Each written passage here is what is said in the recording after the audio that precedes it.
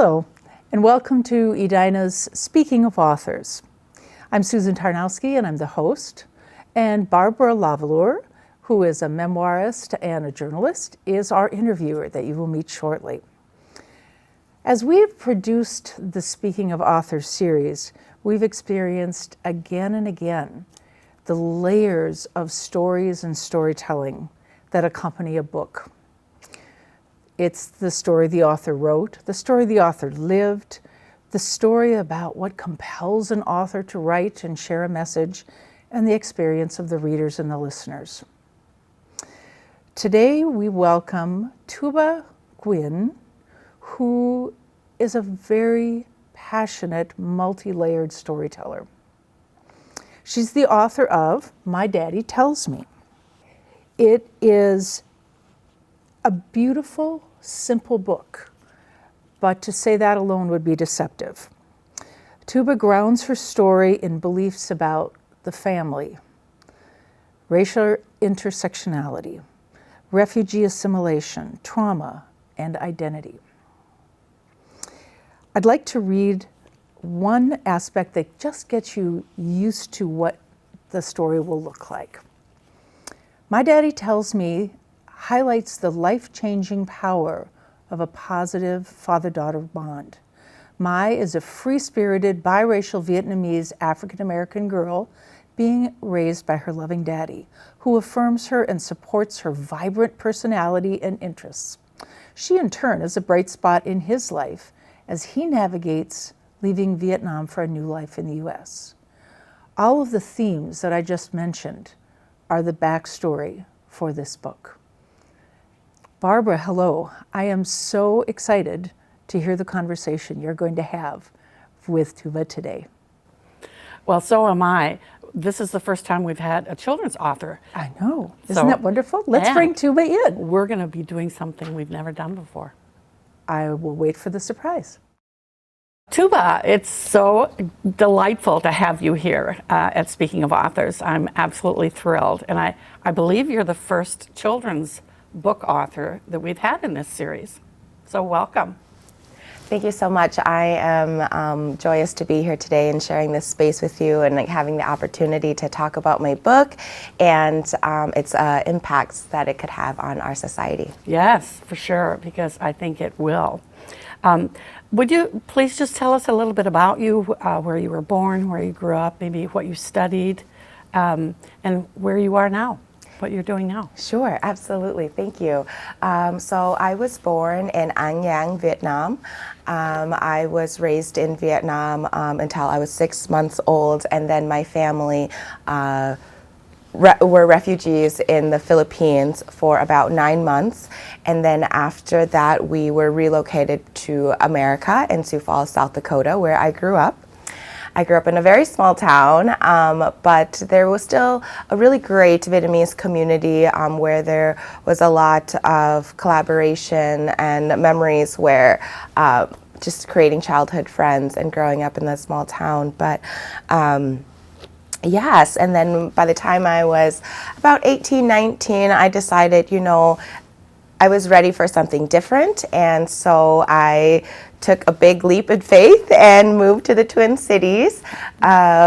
Some trials and tribulations at that, but we found our way through college. I went to Rasmussen University. I attended for 6 years, in which I got my Associate's Applied Science in Early Childhood Education, specialization in special needs. Perfect. And then I returned and got my bachelor's in the same field, Early Childhood Education, but this time with emphasis on leadership. And through my leadership experience, I found myself on various student boards where it was mostly affiliated with public advocacy for the advancement of early childhood education and promoting early education as a field and evolving the field and creating more power to the profession for early childhood education. And now I work at Child Care Aware of Minnesota as the Workforce Curriculum Coordinator. I help oversee content creation for curriculum for adult education spaces, utilizing an instructional design model that emphasizes cultural diversity and just different frameworks for the adult education experience. And I help oversee the Department of Human Services curriculum content as well and help with the revisions as necessary. Wow, that is impressive, really impressive. So I too come from a small town, about 500, so I can relate to the small town, but what a move from Vietnam to the Philippines to South Dakota and then Minneapolis or St. Paul as in this case. So before we get too deep into my questions, I'd love to do something that we've never done before here in Speaking of Authors. I want you, the author, to read your book. How about that? So I think it will help our viewers to understand the context of our conversation better. So would you like to pick up a copy of your book? Yes. And which you so kindly sent to me, and you can read it. My Daddy Tells Me. Thank you so much. Yes, I would love to. Here is the copy. My Daddy Tells Me, written by Thuba Nguyen, illustrated by Serena Lombardo. My daddy tells me he is happy that I am his daughter.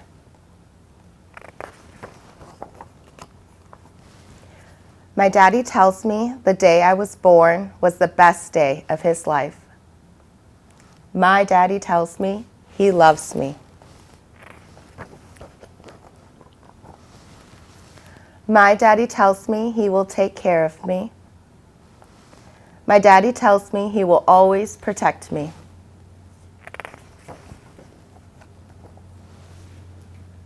My daddy tells me everyone deserves kindness. My daddy tells me there is joy in creating something new.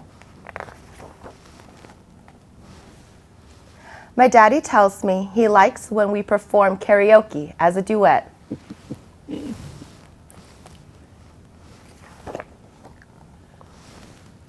My daddy tells me I am talented because I speak 2 languages.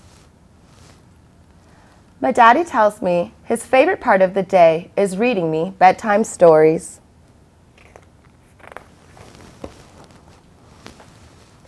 My daddy tells me he enjoys cooking pho with me. My daddy tells me he likes going on fishing trips together.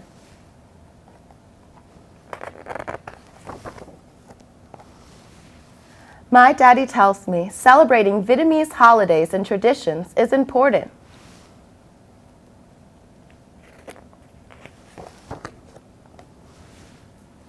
My daddy tells me whether we are rich or poor, I will always be his golden treasure. My daddy tells me as long as I work hard, my dreams can be a reality.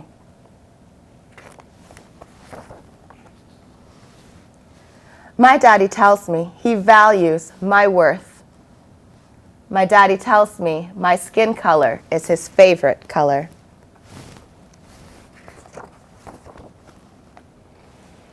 My daddy tells me I am inspirational. My daddy tells me I am intelligent. My daddy tells me I am strong. My daddy tells me I am a leader. My daddy tells me he is proud of me.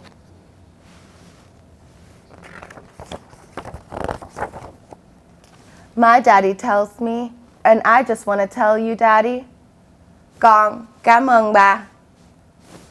Thank you, Daddy. Thank you so much. That was really powerful. And I love the illustrations. Would you tell us just a little bit about your illustrator? Yes, so my illustrator, Serena Lombardo, is a woman from Italy. She has been illustrating for over about 20 years, I believe. And during the process of creating our illustrations and the storyboard, we really spent time talking about my childhood and memories that I wanted to be able to convey into these illustrations, hoping that it would be a catalyst for other individuals and other people to be able to look into these illustrations and pick out different nuances that they may be not familiar with, and the aesthetic, and ask questions and build that learning and build more open-ended questions for children to ask and learn and engage about the global community that is out there in the world as well. Very good, thank you. Let's talk more about about biracial children. I know you're committed to lead in the efforts to create a lane for more biracial protagonists in literature and in media and in general. What are some suggestions you have for families and educators to support children with multiple identities, particularly those with disadvantages and trauma? Yeah, absolutely. So the biracial dysphoria, I think that is something that society and just communities and parents and families have yet to really dive down and explore, because what is so impactful about multiple identities is this conversation about intersectionality, right? And having multi-layers and compounds of identities that are stemmed from oppression and trauma, and not a lot of healing and growth in that. And so that just leaves so much space for families and adults in a child's life to give them resources and tools and conversations that acknowledge them and who they are and those identities that they possess.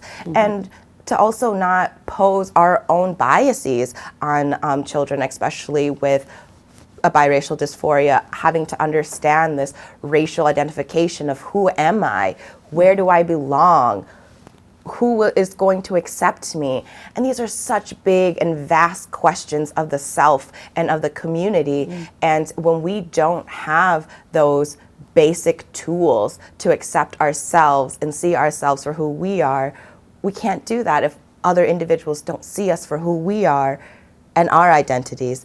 And so I think that it's really important to just have active listening, right? And listen to the child and who they are as an individual, and not always emphasize a culture or a race onto the child if that's not how they identify. Because you can surely grow up as a Vietnamese child, but express yourself in a different way that breaks these pervasive narratives of this is what a Black child should be, or this is what an Asian child should be. Because then when there's a blend of both, what am I supposed to be? What lane do I go into? And it's such a big complex to have to navigate throughout your entire life, because every moment that you reach into as a child or an adult, you must realize yourself in that space.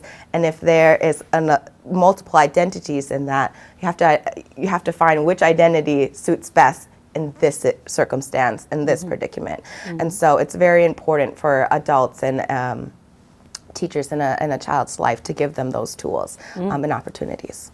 Very good, excellent. You've said that as a society we need to prioritize mental welfare services for families and marginalized communities. How does intergenerational trauma and oppression impact families from those communities? Oh yeah, that's a good question. Thank you. So considering from my personal experience of migrating to the United States here, there are so many levels of traumas that my parents have faced that I am aware of, but yet I'm afraid to ask.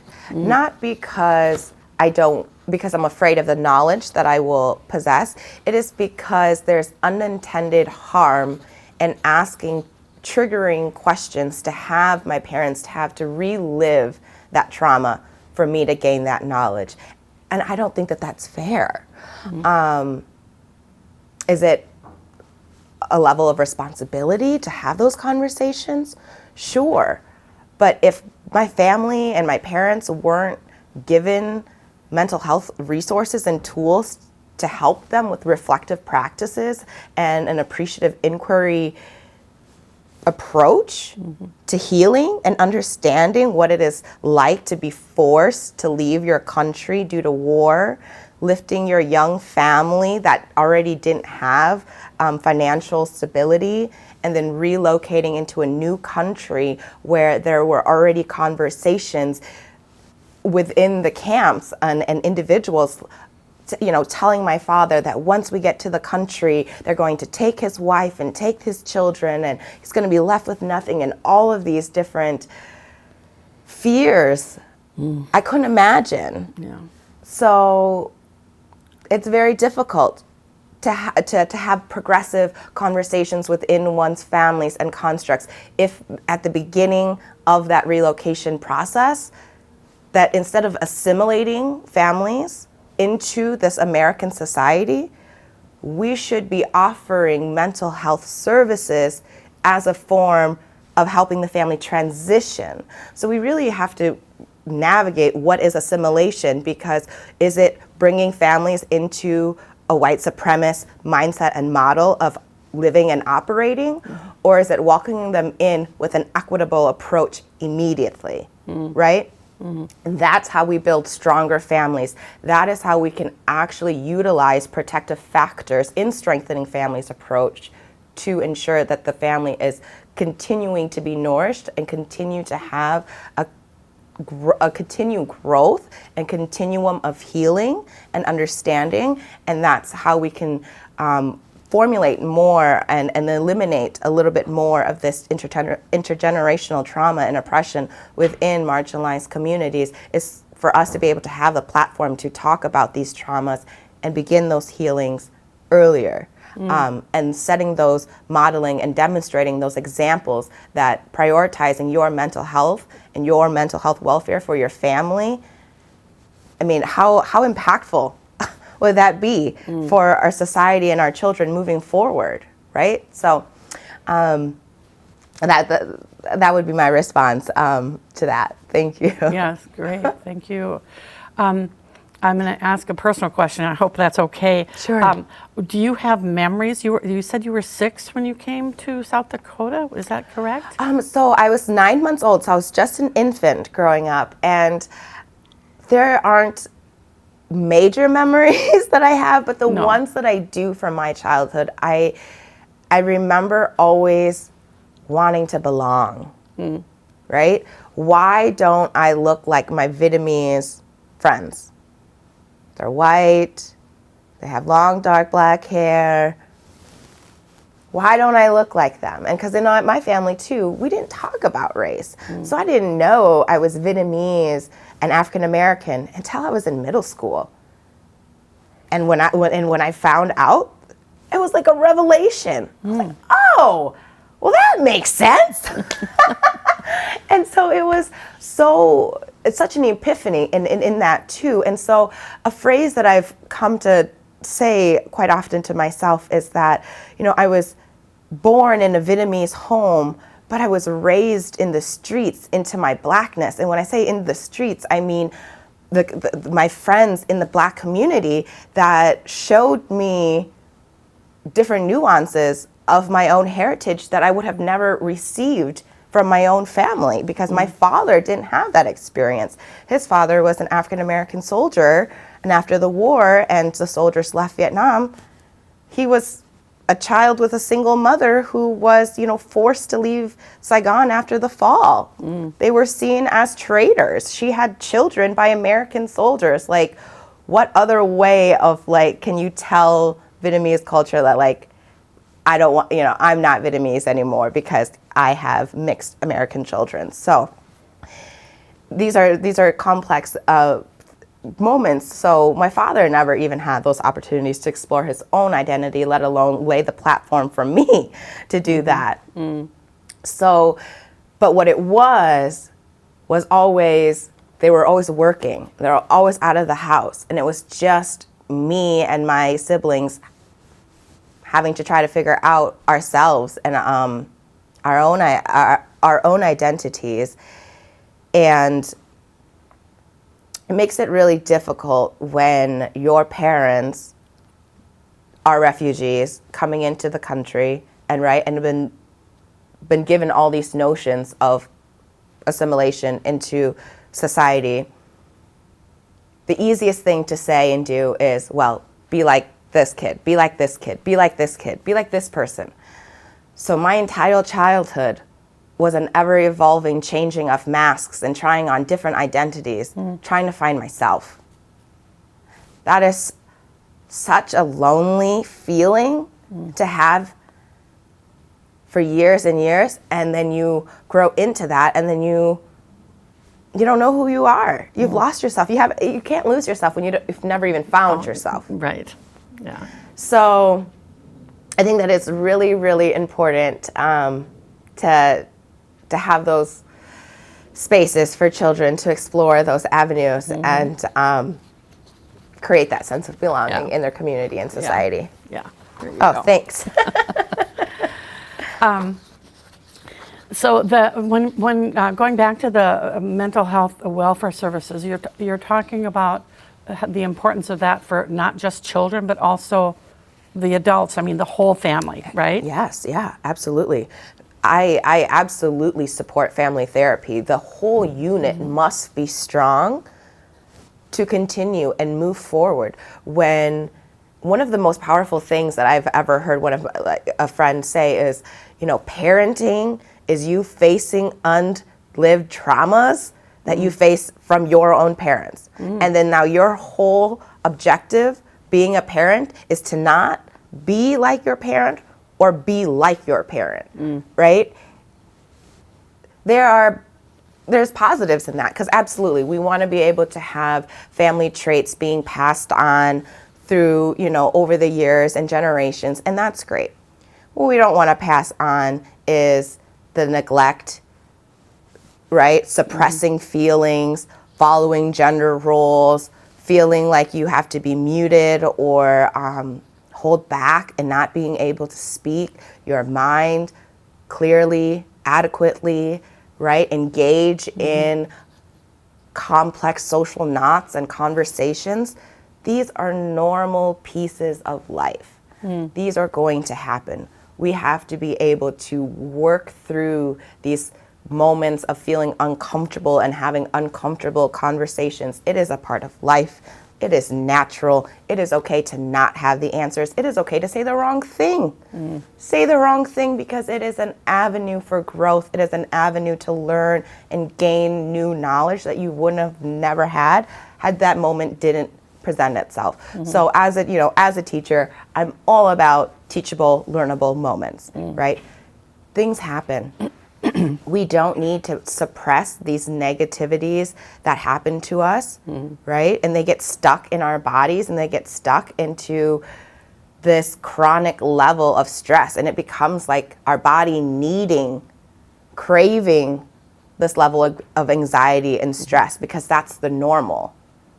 And we have to shake up our system and say, this is not normal. It is not normal to live under chronic stress. It is not normal to suppress your feelings. It is not normal to not be able to articulate yourself and express yourself in a way that achieves healing. Is it through the arts? Is it through just going out with friends, going to church, finding a religious, sanctuary? Whatever it is, find your space for your healing. Right? That is just the most important piece of it as well. Yeah. Something you mentioned a bit ago about not wanting to be like your parents. I don't know if that's a universal thing, because I certainly didn't want to be like my mother, and the older I get, the more like my mother I am. So anyway. You said that children develop into their capacities when they have stable, loving homes with active parents in their lives, not whether they have a mother or a father in their life. Can you say more about that? Yes. So my children's book, being that it's titled My Daddy Tells Me, and again, this is my narrative and my approach, right? So this was my projection of healing. Did all of these affirmations come from my father? No. I can publicly say that. No, my father did not always give me these affirmations. Did he give me affirmations? Yes. Were they like this, and were they this intentional? No. But this was, when I say projection of healing, it's because this is my way of healing of the things that I didn't have with my father that I wish that I did. So a change and an impact that I can do is create a narrative and an image that will help uplift and address these issues that didn't occur. So families and fathers and parents can understand, take a step back. Oh, maybe this is what my child may be feeling or seeing or expressing. Let me just take a moment to step back, check in with my child, and talk to my child, right? Because I think also too with child and human and brain development, many adults think that we have to mold the child's mind, or they come in and we have to be able to give them all the, give them all these lifelong tools and immediately form these concepts and thoughts. But we just have to provide the environment for the child to flourish and blossom and evolve on their own. And the more that their environment is complementary to their development, that is going to ultimately increase their overall well-being and their social emotional development, physical development, cognitive development, all of the areas in the early developmental domains. That is most important, is to have a stable environment with two loving parents, right? It can be two mothers, two fathers, two intergeneration, two transgender families. The family dynamic makeup is not as important as it is to have the stability and having that the frequency and the reoccurrence of affection, adoration, and support. Thank you. We're almost out of time, but I have to ask you one more question. Your family, what does your family think about your book? It has been such an amazing moment for my family. Thank you for asking. It's been a joy to captivate images from our childhood and our life, and such a value, a different way of measuring value, because the measurement of value in the Vietnamese culture, especially in my household, for so long and so often, and it could be, very well in a global aspect for many, girls and their families, but being a girl, being born into a Vietnamese family that was not economically or financially capable or stable, having a daughter is seen as this moment of, oh gosh, I have to raise this child for the next 18 years, make sure that she's very wife worthy and is capable of serving her in-laws and her husband. That is how my value would have been measured. And my maternal abilities is another way of valuing, right? Like measuring my value.